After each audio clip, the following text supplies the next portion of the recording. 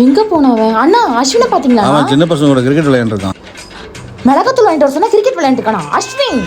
ஐயோ பாத்துட்டாலே என்ன சொல்ல போறாளோ. இந்தோட இதை புடுறா. என்ன சாரு என்ன பண்ணிட்டு இருக்க? ஃப்ரெண்ட்ஸோட கிரிக்கெட் விளையாடிட்டு இருக்கேன். ஓ அவனுங்க அவன் ஃப்ரெண்ட்ஸா? ஏய் நாங்க யூத் 3. எஸ்டிடி பூத் மாதிரி இருக்கும் மண்டன் யூத்தா? அப்படியா இருக்கு?